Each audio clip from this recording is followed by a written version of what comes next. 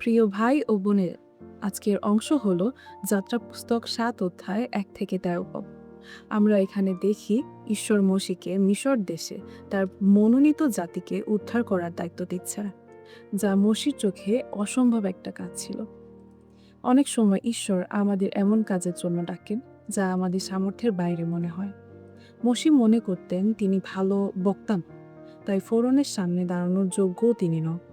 কিন্তু ঈশ্বর তাকে আশ্বস্ত করলেন এবং তার পরিকল্পনার অংশ হিসাবে ব্যবহার করলেন। আজকের এই অংশে আমরা দেখি ঈশ্বর যাকে ডাকেন তাকে প্রয়োজনীয় শক্তিও দেন। ১ থেকে ২ পদে দেখি ঈশ্বর মোশিকে বললেন, দেখো, আমি ফোরনের কাছে তোমাকে ঈশ্বর স্বরূপ করিয়া নিযুক্ত করিলাম। মোশি নিজের দুর্বলতার দিকে তাকাচ্ছিলেন, কিন্তু ঈশ্বর তার উদ্দেশ্যের দিকে তাকাচ্ছিলেন। কি সুন্দর, তাই না? ঈশ্বর মোশিকে একা পাঠাননি, তিনি হারুনকে তার সহকারী ও মুখপাত্র হিসাবে দিয়েছিলেন। এটি আমাদের শেখার যে ঈশ্বর শুধু কাজ দেয়নি, সেই সাথে কাজের জন্য প্রয়োজনীয় সাহায্যও তিনি দেন। আজ হয়তো ঈশ্বর আপনাকে আমাকে কোনো সেবার জন্য ডাকছেন। আমরা ভাবতে পারি আমি পারবো না, কিন্তু মনে রাখুন ঈশ্বরের আহ্বান সবসময় তার শক্তির সঙ্গে আসে। ৩ থেকে ৫ পদে দেখি বাধা আসলেও ঈশ্বরের পরিকল্পনা ব্যর্থ হয় না। ঈশ্বর আগেই বলে দিলেন যে ফোরন তাদের কথা শুনবেন না। মানুষের দৃষ্টিতে এটি হতাশজনক সংবাদ, কিন্তু ঈশ্বর জানতেন কি ঘটতে যাচ্ছে। ফোরনের অবাধ্যতা ঈশ্বরকে থামাতে পারেনি, বরং ঈশ্বরের মহিমা আরো স্পষ্টভাবে প্রকাশ পেয়েছিল। আমাদের জীবনেও অনেক সময় আমরা প্রার্থনা করি, কিন্তু উত্তর সঙ্গে সঙ্গে পাই না। আমরা কাজ করি, কিন্তু ফল দেখতে পাই না। তখন মনে হয় সবকিছু ব্যর্থ হচ্ছে।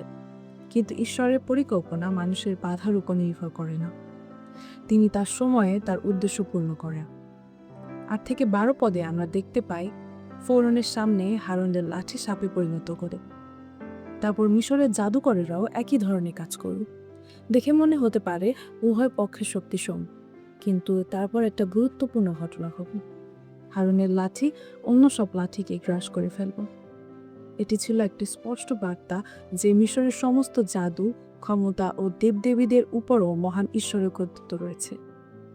যখন আমরা ভয়, সমস্যা বা বিরোধিতার মুখোমুখি পড়ি, তখন মনে রাখতে হবে আমাদের ঈশ্বর সর্বশক্তিমান। ১৩ পদে দেখি ফৌরন অলৌকিক ঘটনা দেখলেন, তবুও তার হৃদয় কঠিন রইল। এখানে আমরা শিখি যে শুধুমাত্র অলৌকিক ঘটনা দেখা যথেষ্ট নয়, প্রয়োজন নম্র হৃদয়। প্রিয় ভাই ও বোনেরা, মোশে ও হারুনের ঈশ্বর আজও একই আছেন। তিনি তার সন্তানদের ব্যবহার করেন, তাদের শক্তি দেন এবং শেষ পর্যন্ত তার মহিমা প্রকাশ করেন। আসুন আমরা ভয়ের দিকে নয়, সর্বশক্তিমান ঈশ্বরের দিকে তাকাই এবং তার আহ্বানে ব্যর্থ হই। ধন্যবাদ।